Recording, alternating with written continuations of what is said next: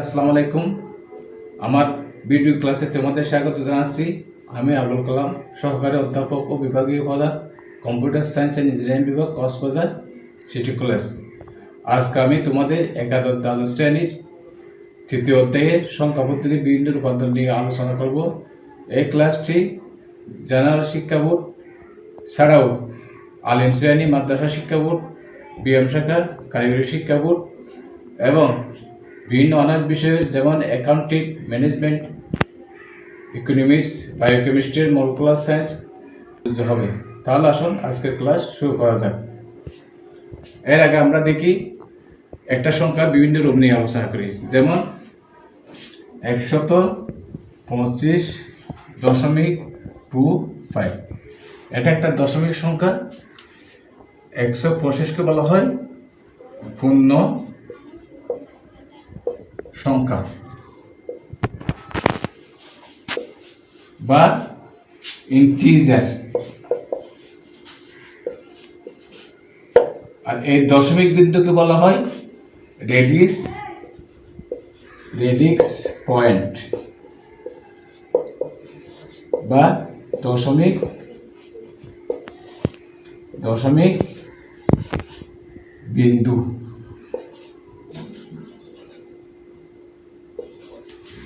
আর 25কে বলা হয় ভগ্নাংশ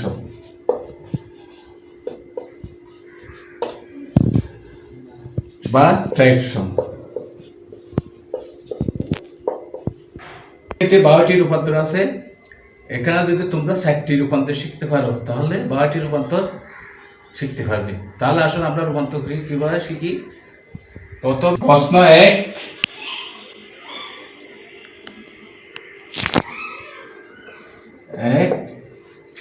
29.25। এটা যেহেতু দশমিক সংখ্যা, দশমিক সংখ্যার বেস 10। এরপরে এটাকে আমরা কোথায় করব? বাইনারিতে। বাইনারির বেস কত? 2। এরপরে অক্টালে করব। অক্টালের বেস 8। এরপরে হেক্সাডেসিমাল সংখ্যায় রূপান্তর 16। অর্থাৎ এটা একটা গাণিতিক সমীকরণ। এটা গাণিতিক সমীকরণের মাধ্যমে আমরা জানতে পারি যে দশমিক সংখ্যাকে বাইনারির সংখ্যা কত, দশমিক সংখ্যাকে অক্টাল সংখ্যা কত, দশমিক সংখ্যাকে হেক্সাডেসিমাল সংখ্যায় কত। তাহলে আসুন এখানে আমরা প্রথমটা কি এখানে দশমিক থেকে বাইনারি। তাহলে ক দশমিক থেকে দশমিক সংখ্যা থেকে বাইনারি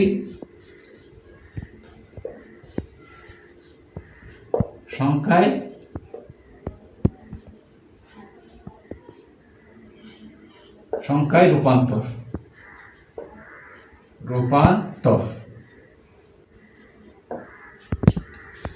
তাহলে এখানে দুটি সংখ্যা আছে, একটা হলো পূর্ণ সংখ্যা, একটা হলো ভগ্নাংশ। তাহলে পূর্ণ সংখ্যার ক্ষেত্রে পূর্ণ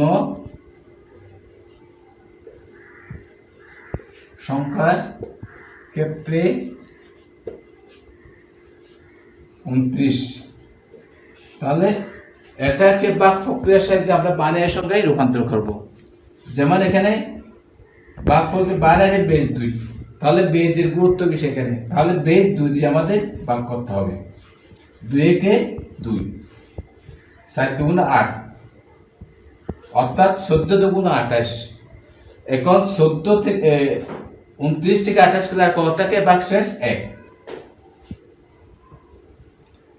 এরপরে ভাগশেষ আবার করতে হবে। 7 দুগুণে 14 মিলে গেলে কি ভাগফল ভাগশেষ 0 থাকে। আবার 2,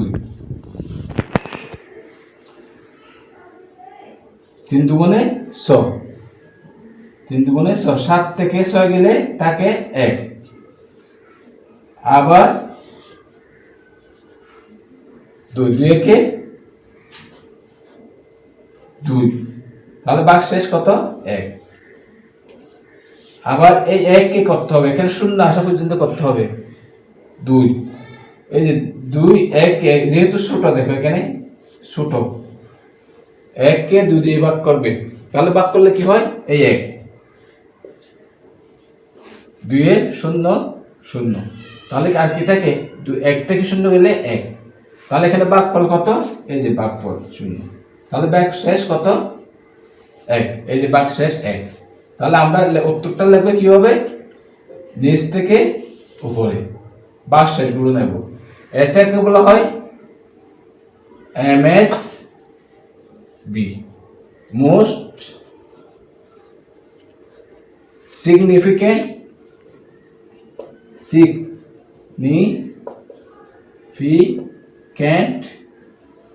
bit,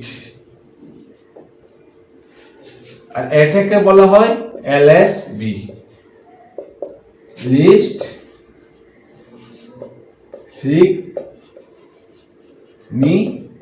significant bit, অর্থাৎ এটা গুরুত্ব বেশি, এই নিচের সংখ্যাটা গুরুত্ব বেশি, এটার গুরুত্ব কম। যেমন এখানে দেখো, এখানে 1 2 5, তাহলে এখানে কার গুরুত্ব বেশি, এখানে অবশ্যই 1 এর গুরুত্ব বেশি। সংখ্যা ছোট হলে কি হবে, এখানে একটা হলো শতকের ঘরে, একক দশক শতক, তাহলে এটা হলো MSB, আর 5 হলো LSB। বুঝা গেছে? তাহলে আনসার লিখবো আমরা কিভাবে, 1 1 1 0 1, এটা হলো পূর্ণ সংখ্যা 29 এর মান। এখন ভগ্নাংশের মানটা দেখি আমরা।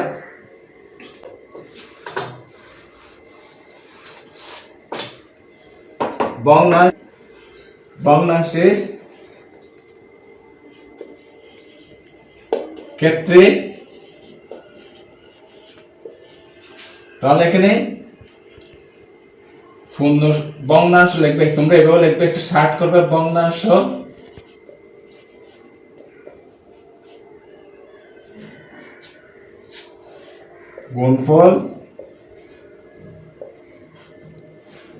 গুণফল আবার পূর্ণ সংখ্যা।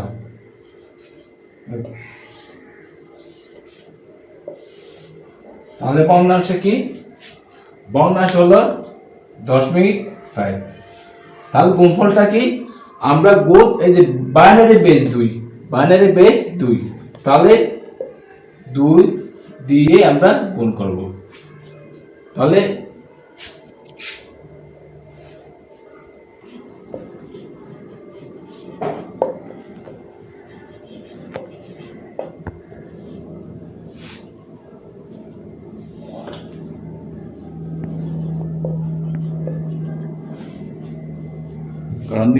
ভগ্নাংশের ক্ষেত্রে গুণফল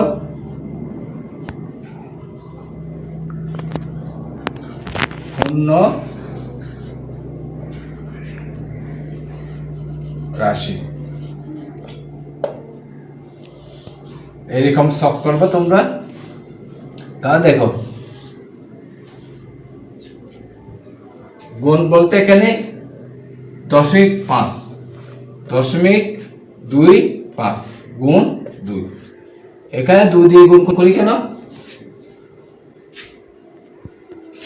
বাইনারি বেস 2, অর্থাৎ ভগ্নাংশগুলো 2 দ্বারা গুণ, পূর্ণ সংখ্যাকে 2 দ্বারা ভাগ, তাহলে গুণফল কত, 5 দুগুণে 10, 2 দুগুণে 4, এদিকে হাতে, তাহলে কত 5.0, তাহলে এখানে পূর্ণ সংখ্যা কি, এখানে ভগ্নাংশের মধ্যে গুণফলের মধ্যে পূর্ণ সংখ্যা হলো 0, এই পূর্ণ রাশি 0, এই ভগ্নাংশকে আবার তোমাদের গুণ করতে হবে।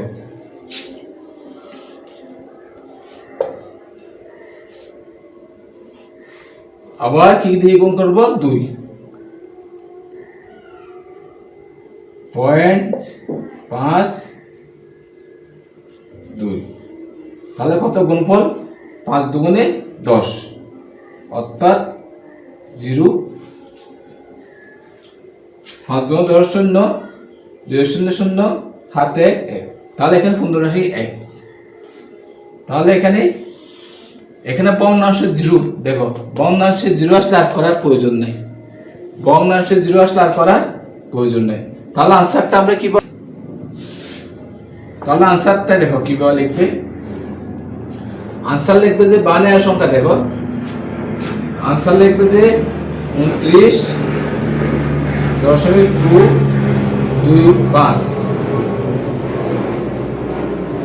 তাহলে এখানে নিচ থেকে দেখো 1 1 1 0 1 1 1 1 0 1। এরপরে কি আছে আমাদের পূর্ণ সংখ্যা আছে, পূর্ণ সংখ্যার পরে দশমিক, তাহলে দশমিক বিন্দু দিবা। আর এখান ভগ্নাংশে গুলো লিখবে উপর থেকে নিচে, তাহলে উপর থেকে নিয়ে আসে পূর্ণ রাশি, এখানে ভগ্নাংশে আবার পূর্ণ রাশি, তাহলে 0 1। তাহলে এটা কি সংখ্যা, বাইনারি সংখ্যা, বাইনারি বেস 2। তা আমরা যদি একটা নিয়ম জানি তাহলে দুইটা আমরা অবশ্যই পারবো। যেমন দেখা যাক কি দশমিক সংখ্যা থেকে অক্টাল সংখ্যায় রূপান্তর, অক্টাল। তাহলে এখানে অক্টাল লিখে দিই,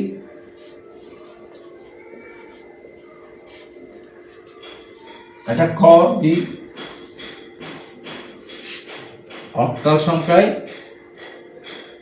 রূপান্তর। তাহলে 29, দেখো 29। তাহলে আমরা জানি অক্টালের বেস কত, অক্টালের বেস হলো 8, এই যে 8। তাহলে আমরা আমাদের বাদ করতে হবে 8 দিয়ে। 8 কয়বার যায়, 3 × 24, 8 × 16, 3 × 24, 4 × 32। তাহলে আমরা কয়বার দেব, 3 বার, 3 × 24। তাহলে 29 থেকে 24 গেলে কত, 29 থেকে 24 গেলে 5 থাকে, আবার 8। তাহলে এই 3 কি, 3 কে যদি আমরা 8 দিয়ে ভাগ করি, 8 0 0, তাহলে থাকে 3। তাহলে এখানে ভাগ করলে কত, 0, বার শেষ কত, 3। অর্থাৎ আরেকটা টেকনিক তোমরা শিখো, যদি এখানে বাহ্য যদি ছোট হয়, বাহ্য যে এখানে বাচক 8 বড়, বাহ্য যদি ছোট হয় 3, তাহলে কি হবে, এই 3 এর নিচে 0 বসা দিবা আর 3টা এদিকে বসা দিবা। এটা টেকনিক, প্রতি ক্ষেত্রে এটা আসবে, ঠিক আছে। যদি এরকম থাকে 8 কে মনে করো 8, এখানে 5, এখানে 5, তাহলে যে ছোট, এটা ছোট না, ছোট হলে এখানে 0 বসবে, 5টা দিকে বসে যাবে, বাক্সে ছিল। এইভাবে করতে পারবে তোমরা সহজে। তাহলে আনসার হবে কি, নিচ থেকে উপরে। আবার পয়েন্ট আগের মতো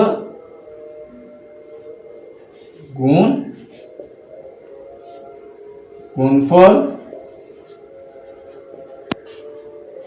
পূর্ণ রাশি,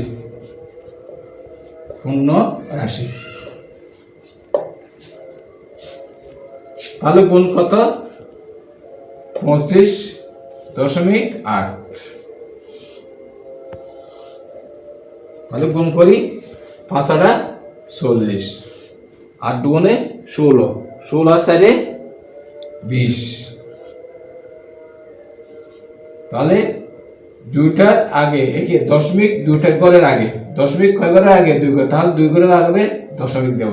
তাহলে এখানে পূর্ণ সংখ্যা কি, এই যে পূর্ণ রাশি হলো 2। তাহলে এখানে যেহেতু দশমিক পর 0 আসছে, তাহলে আর করার প্রয়োজন নেই, দশমিকের পর 0 আসলে আর করার প্রয়োজন নেই।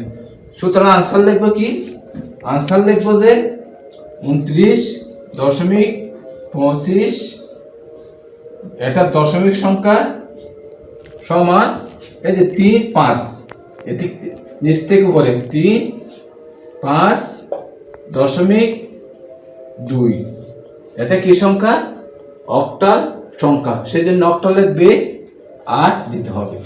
এটা হলো নির্ণেয় আনসার। এখন আসা যায় গ 3 নম্বর। 3 নম্বর কি, দশমিক থেকে হেক্সা, দশমিক থেকে সংখ্যা থেকে হেক্সাডেসিমাল সংখ্যা, দশমিক থেকে হেক্সাডেসিমাল, এই যে হেক্সা। হেক্সাডেসিমেল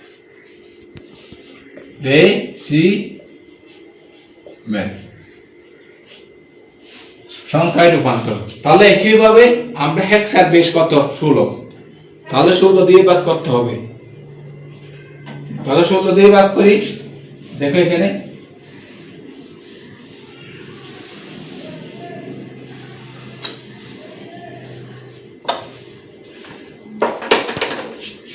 তাহলে 14 দিয়ে ভাগ 16 কে কয়বার যাচ্ছে 29 একবার, 16 কে 16 দুগুণে 32, তাহলে 32 হয়ে যাচ্ছে। তাহলে কয়বার দেবো একবার, 16 কে 16, তাহলে 29 থেকে 16 গেলে এখন থাকে 29 থেকে 16 গেলে থাকে এই যে 29 16, তাহলে কত 3 অর্থাৎ 13 থাকে।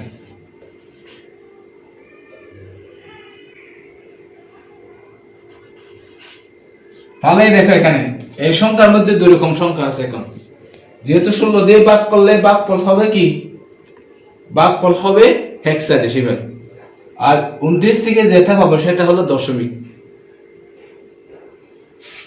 এটা হলো দশমিক সংখ্যা, এটা হলো হেক্সাডেসিমেল। একটা সংখ্যার মধ্যে তুমি দশমিক হেক্সাডেসিমেল বসাইতে পারবে না, সেই জন্য আমাদের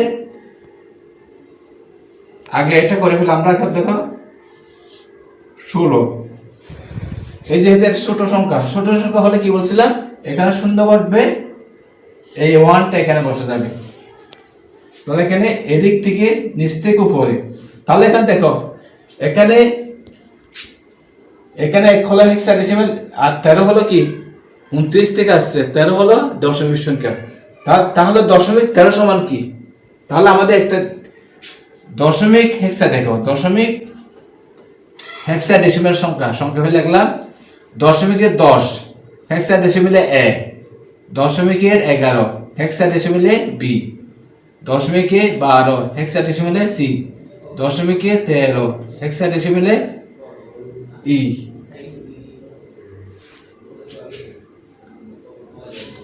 ডি, 14 ই, 15 এফ। এগুলো আমরা জানি, এগুলো দশমিক থেকে হেক্সাডেসিমেল সংখ্যার সম্পর্ক। তাহলে আমরা এই যে 13 সমান এখানে কি লিখতে হবে দেখতে পাচ্ছেন, এটা 13 মান এখানে দশমিক, হেক্সাডেসিমেল মান ডি বসিয়ে দিতে হবে। এখন দেখো পূর্ণ সংখ্যার ক্ষেত্রে, ভগ্নাংশের ক্ষেত্রে দেখো গুণফল কত 0.25 16 দিয়ে গুণ করতে হবে। তাহলে গুণ করলে কত, গুণ করো দেখো তোমরা এখানে গুণ করো, অথবা ক্যালকুলেটর দিয়ে করতে পারবে। 530 14 12 15, তাহলে এদিকে একটা শূন্য দিবা, 5 একে 5 2 একে 2, যোগ করো 0, 5 5 10 0, হাতে 3 4।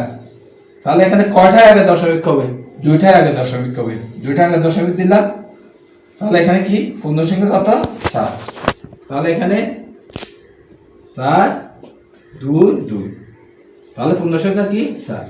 তাহলে আনসার লিখবো আমরা কি, আনসার লিখবো যে 29.25 দশমিক সংখ্যা, হেক্সাডেসিমেল সংখ্যা হবে 1D4। এটা হলো হেক্সাডেসিমেল সংখ্যার বেস কত 16, আনসার। আমরা যদি একটা সম্মিলিতভাবে লিখি,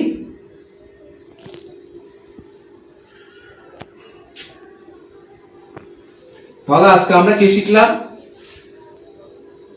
দশমিক থেকে বানানের রূপান্তর শিখলাম, দশমিক থেকে অক্টাল রূপান্তর শিখলাম, দশমিক থেকে হেক্সাডেসিমেল সংখ্যা রূপান্তর শিখলাম।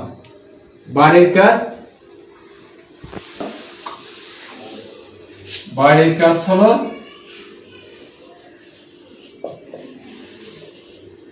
একেবারে সিম্পল।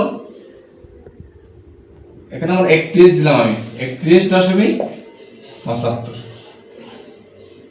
এটা দশমিক সংখ্যা, এটাকে বানাইতে করবে এটাকে অক্টালে করবে, এটাকে হেক্সাডেসিমেলে করবে। তাহলে আজকে এই পর্যন্ত। তোমরা বাড়ির কাজটা বাসায় বসে করবে।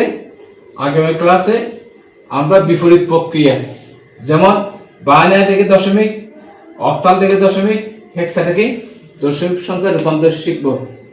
তোমাদের সবাইকে ধন্যবাদ। শুভ ভালো থাকো, সুস্থ থাকো, নিরাপদে থাকো এবং তোমরা বাইর হওয়ার সময় মাস্ক পরে বের হবে। আল্লাহ হাফেজ।